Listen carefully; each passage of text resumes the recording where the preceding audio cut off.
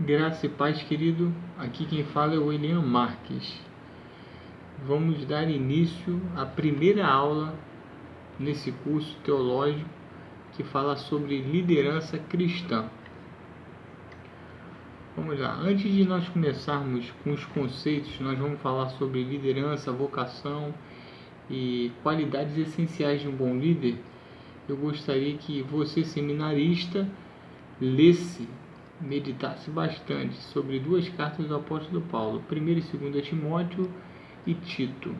Lembrando que o apóstolo Paulo escreve a carta de 1 e 2 Timóteo quando ele estava preso em Roma, e ele orienta Timóteo, que estava respondendo pela questão pastoral da igreja de Éfeso, e Tito estava em Creta. Até aí tranquilo, né, meus irmãos? Mas vamos para o conceito. O que significa liderança? Qual o conceito de liderança? Liderança é um processo de conduzir um grupo de pessoas. É a habilidade de motivar ou de influenciar os liderados para que contribuam de uma forma voluntária, da melhor forma, com os objetivos do grupo ou da organização. Então, na prática, é a capacidade que a pessoa tem de influenciar outras pessoas para que consigam cumprir um objetivo comum. Isso é o significado de liderança. Agora nós vamos ver, como nós vamos estudar sobre liderança eclesiástica, nós vamos ver que existem algumas diferenças entre um líder secular que trabalha numa empresa, em um comércio, é um vendedor, para um líder eclesiástico. Quais são as grandes diferenças que nós podemos analisar já de forma bem rápida? Na liderança natural, se exige muito o que se faz, né? Numa grande empresa, o líder ele representa muito o que ele faz. No meio cristão, o líder representa muito o que ele é. Nós vamos ver uma grande diferença. Dentro de uma empresa, em um comércio, o carisma é muito procurado.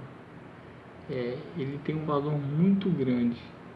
Já no líder eclesiástico, o carisma é importante, mas muito mais importante que o carisma tem a questão do caráter. Nós vamos ver que são coisas bem distintas. E uma liderança natural para um vendedor ou para um grande empresário que trabalha no ramo de liderança, ele, quando está à frente, o importante é o que ele faz pela empresa. Na realidade, ele deseja o tempo inteiro que o nome da empresa seja reconhecido e que ele seja valorizado e reconhecido, para que a glória e os louros sejam, de certa forma, todos voltados para ele. O líder eclesiástico não. Nunca a honra e a glória e os louros devem ser para ele. Devem ser o tempo inteiro voltados para Cristo. Então vemos uma grande diferença já nesse início. E um outro ponto interessante nós pensarmos é o seguinte: todo líder cristão, nós vamos abordar sobre liderança cristã, ele deve ser vocacionado. E falando em vocação, o que é vocação? Vocação é um imperativo divino, não é uma escolha humana. Existem algumas características que são totalmente inerentes àquela pessoa que é vocacionada.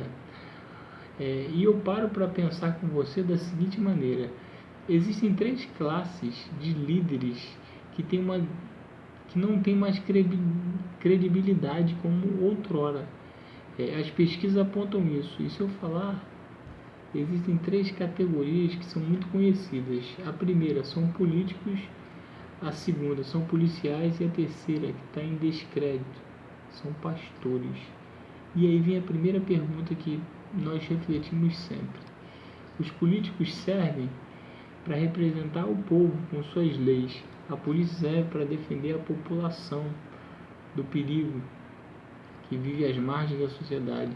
E os pastores têm a obrigação de ter um caráter, uma forma ética de conduzir o povo a Cristo, para que a palavra seja pregada e levada àquelas pessoas que necessitam. E por que existe esse descrédito? Por causa dos escândalos. Sabe por que acontece muitas das vezes os grandes escândalos? Existem muitos líderes de grandes igrejas que são carismáticos, que ocupam posições que não deveriam ocupar porque eles não foram vocacionados e não pregam a palavra. É muito simples, né?